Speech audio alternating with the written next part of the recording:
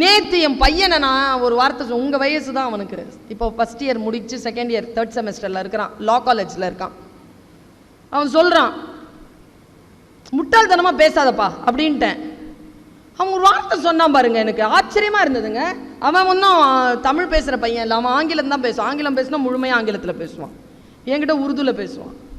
அதான் முட்டாள்னு திட்டாதீங்க அம்மி, எவ்வளோ அழகான வார்த்தை தெரியுமா முட்டாள் அப்படின்னு. நான் பாருங்க, நான் கொஞ்சம் கேட்டேன், என்னப்பா அது சொல்லு அப்படின்னு. அவன் சொல்கிறான், தியானம் இருக்குல்ல, தியானம்னா என்ன குழந்தைகளை? மெடிடேஷன். மொழிபெயர்ப்பா கேட்டேன். அப்படிதான் சொல்றோம் நம்ம. அப்படின்னா அந்த மொழி, அந்த மொழினா இந்த மொழி. மெடிடேட் பண்றோம்ல, தியானமா இருக்கிறோம்ல, தியானமாக இருப்பதற்கு பெயர் தான் முட்டாளாம். இனிமேல் நம்ம யாரும் நம்ம பிள்ளைங்களை பாராட்டினாதான் அந்த வார்த்தையை சொல்லணுமே தவிர திட்டுறதுக்கு அந்த வார்த்தையை பயன்படுத்தக்கூடாது என்பதனை நான் தெரிந்து கொண்ட இடம்.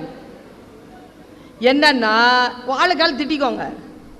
என்னன்னா, தேர் ஓடுதில்லை பிள்ளைகளா, தேர் ஓடும் பொழுது தேர் சக்கரம் ஒரு இடத்துல போய் முட்டிக்கும். அப்போ ஒரு ஆள் நின்றுட்டு இருப்பாங்க, அவன் கையில் ஒரு சின்ன கட்டை இருக்கும், அதுக்கு அந்த கட்டைக்கு பேர் முட்டு.